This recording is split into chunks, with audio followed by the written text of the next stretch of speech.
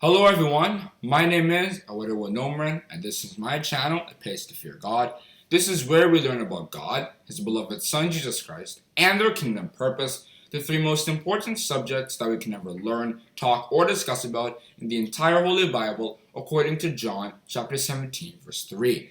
The subject that I have prepared for you and myself today is captioned, Overcoming Temptations. However, before I get into that, I once again have a tune that some of us might enjoy.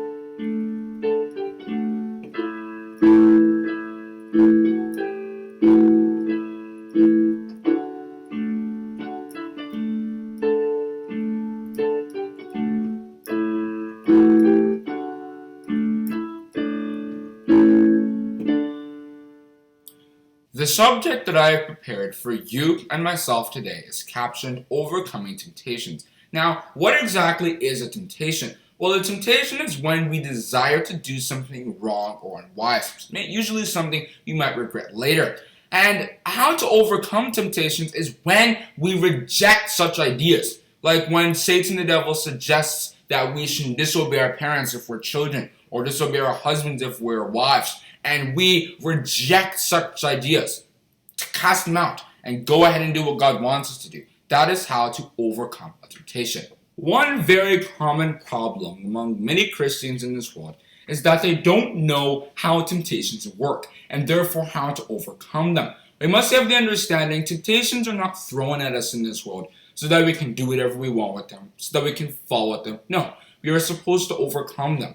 Be not overcome of evil, but overcome evil with good, as St. Paul had stated in Romans chapter 12, verse 21. It's very important we understand how temptations come to us humans in this world, so that we can therefore make the right decisions towards it. Temptations is like oxygen, or it's like the air generally. Everybody gets temptations in some sort of way, whether it's at a very high level, if they are very advanced in the Bible, or if it's at a very low level, if they're very low advanced in the Bible. Regardless what it is, there is no person in this world, whether they're a Christian or not, that doesn't get temptations in this world. What separates the two sides is whether you actually overcome the temptation, making your faith better, or whether you drop from it. And it shall come to pass that in that land, saith the Lord, two parts therein shall be cut off and die, but the third shall be left therein. And God will bring the third part through the fire, and will refine them as silver is refined, and will try them as gold is tried.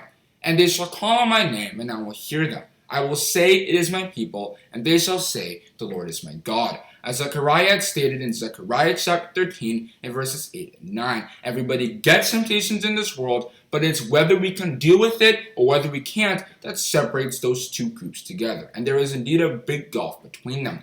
Now, it's very important we have the understanding God does not give temptations to anybody. I discussed this in my Act of God video, and it's the same thing I'm discussing now. God does not bring temptations to people. Let no man say when he is tempted, I am tempted of God. For God cannot be tempted with evil, neither tempteth he any man. As James had stated in James chapter 1 verse 13, it is Satan the devil who brings them. It is impossible but that offenses come, but woe unto him through whom they come. As Jesus Christ had stated in Matthew chapter 18 verse 7 and Luke chapter 17 verse 1.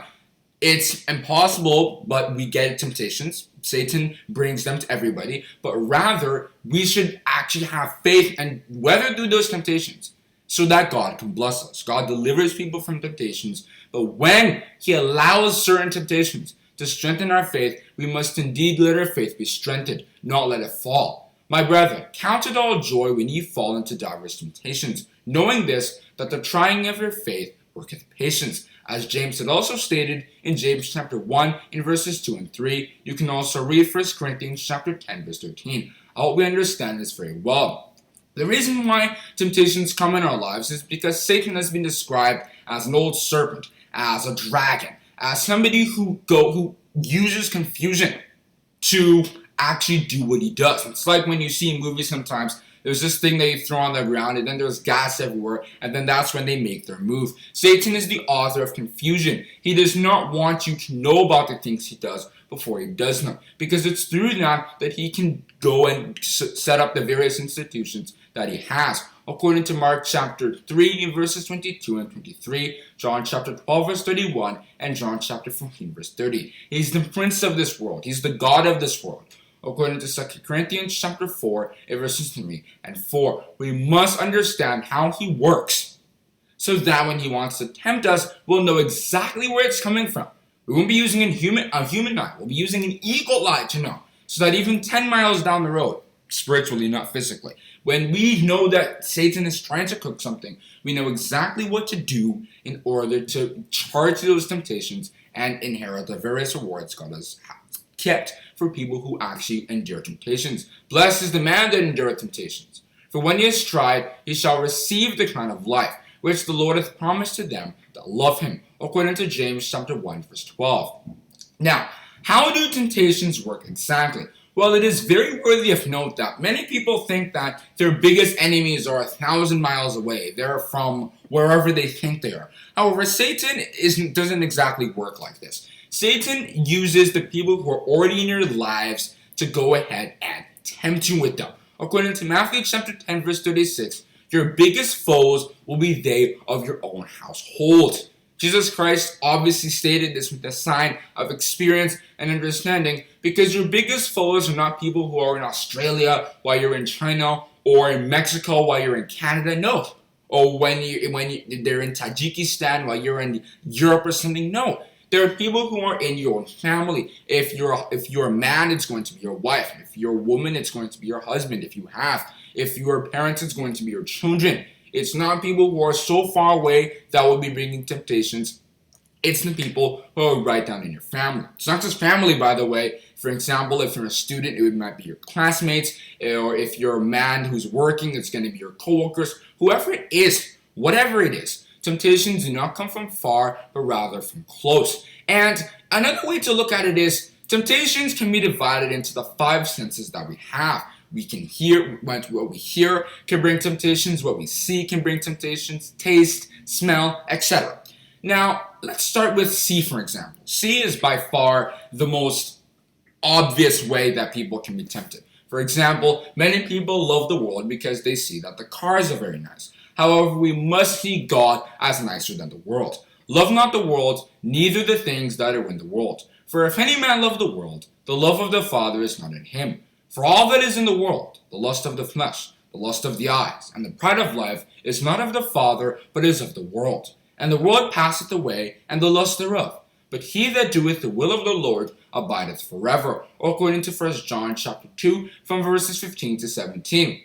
If we are investing in businesses so much, and we're not caring one bit about God, that is what Satan is going to be using to tempt us. He's just going to increase the notch, give us more and more riches, so that we can go through that direction and continue to go in it. That's why we call it outer darkness. When you don't worship God, it's like you're in darkness, according to John chapter 3, from verses 18 to 21. And then Satan will continue fueling that. So it's not just darkness, it becomes outer darkness. So we better not let Satan do this very simple trick to us, because it becomes a snare, and therefore it becomes really hard to turn back and still continue worshiping God.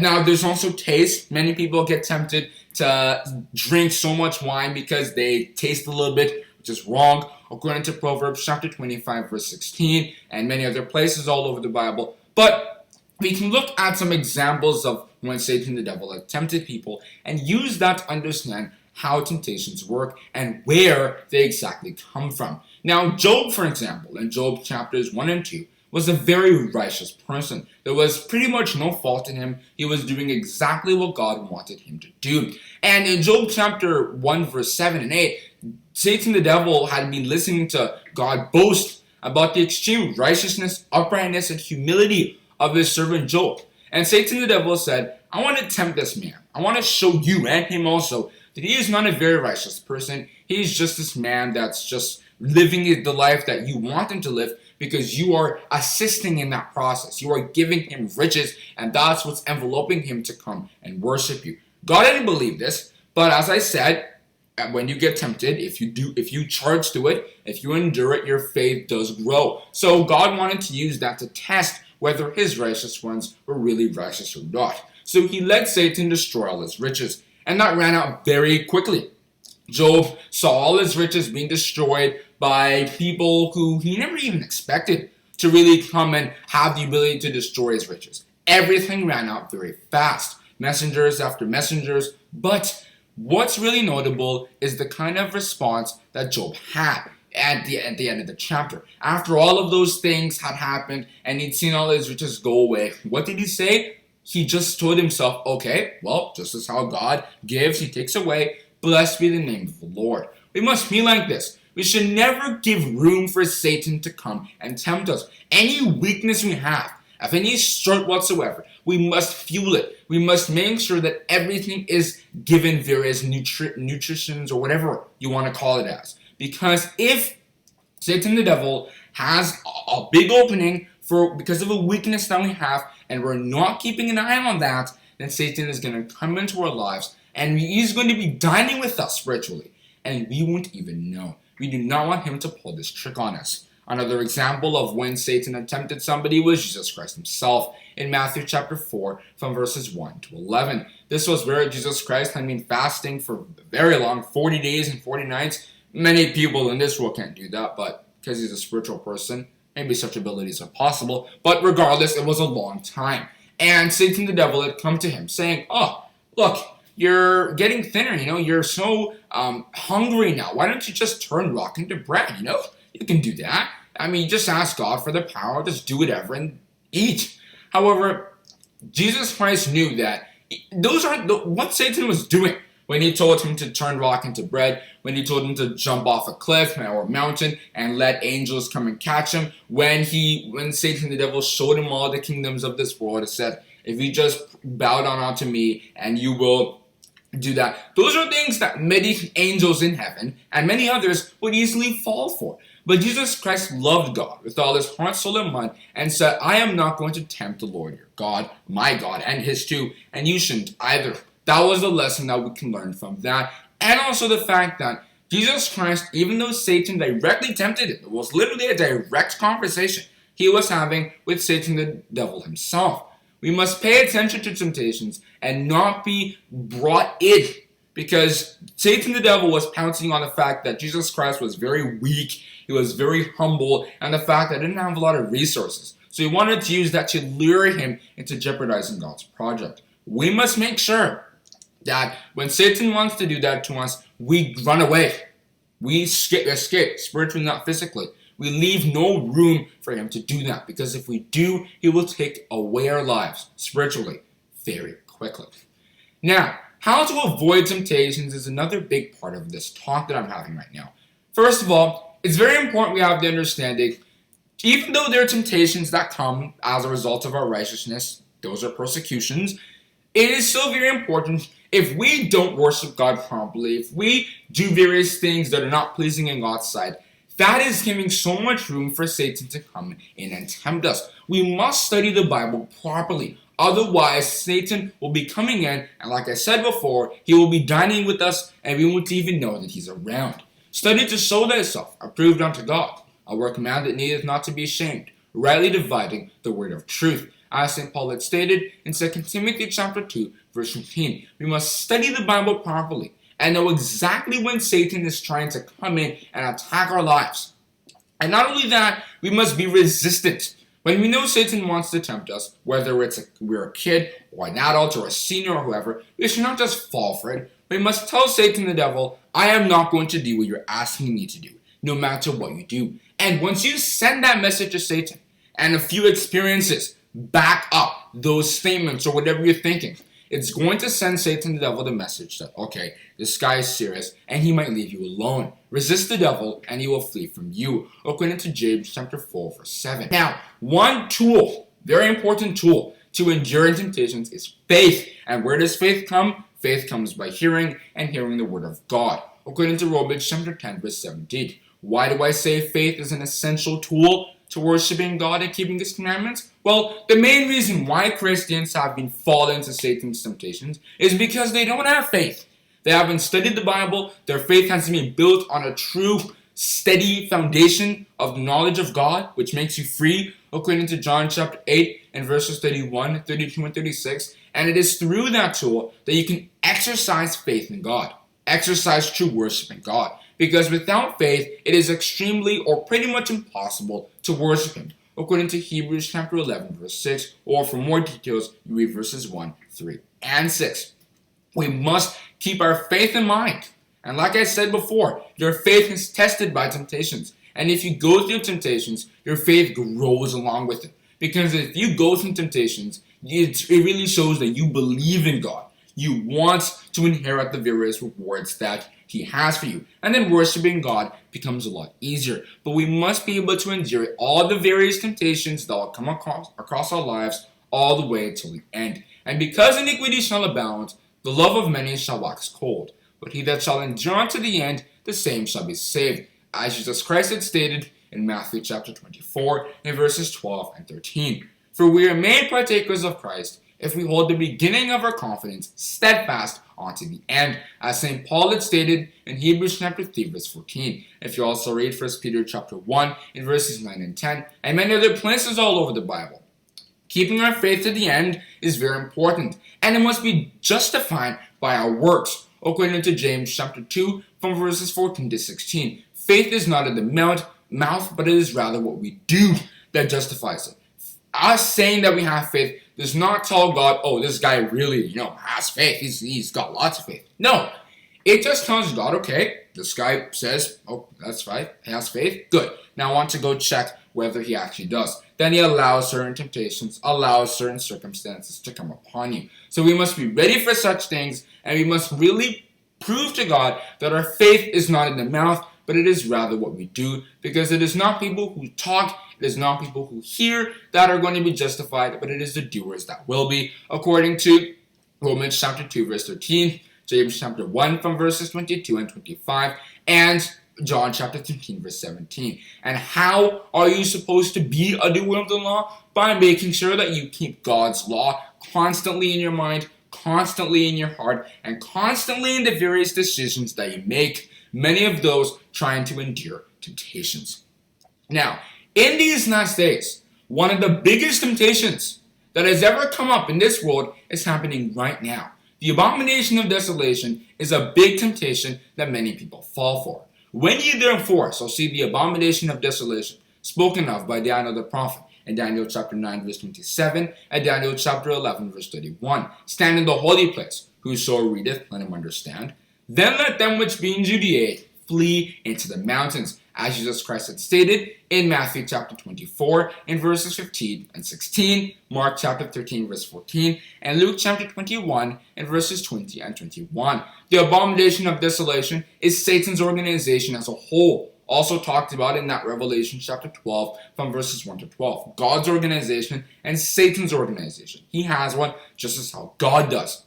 He is the one fueling all these things that are coming upon our lives. Anything that is unspiritually good to like people in this world who see, oh, things are good, but in reality they're bad to God spiritually in the whole spiritual realm. Those are the kinds of things that the abomination of desolation is doing. And the entire Revelation really captures that heavily based on other traditions that were in the Old Testament. So it's very important we understand the fact that we must avoid the abomination of desolation and what it brings out, namely the UN organization, namely the perilous time that was talked about in 2 Timothy chapter 3 from verses 1 to 5, things such as disobedience to parents, not only being supported by local families, etc., but being also supported by those high institutions. So everything's just crazy right now. Everything's dangerous. So we must make sure that we look at the Bible properly and take the various warnings that Jesus Christ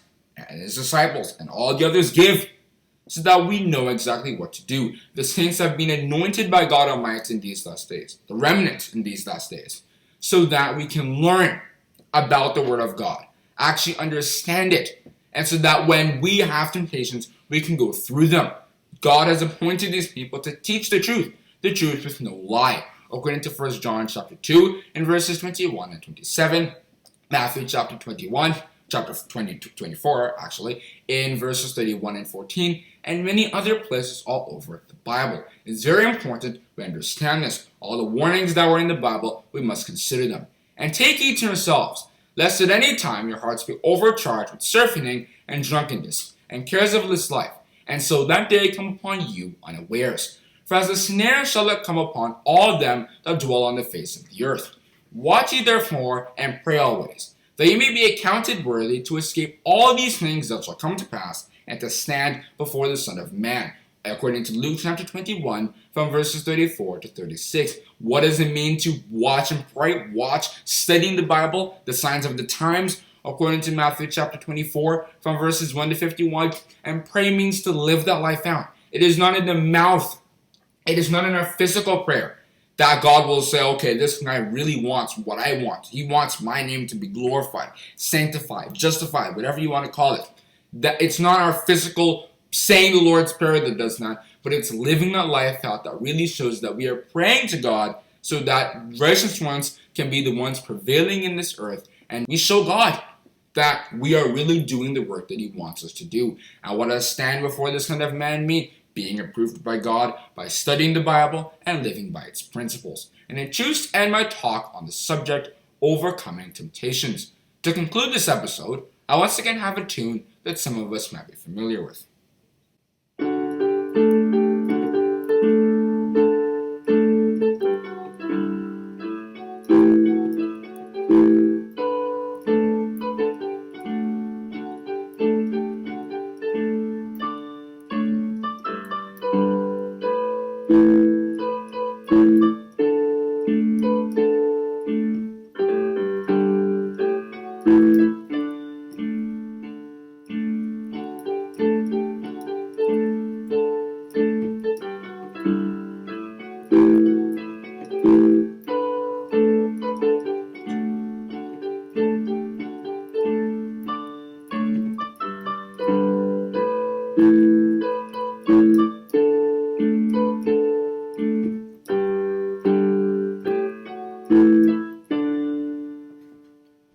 Hope you enjoyed this video. Hope you learned something most importantly. Because like I said in the beginning, temptations are everywhere. It's like the oxygen or the air we breathe. So you must know when they come. We must have eagle eyes, supported by our knowledge in the Bible, so that we can really go ahead and inherit the various rewards that God has promised to them that endure temptations. Thank you.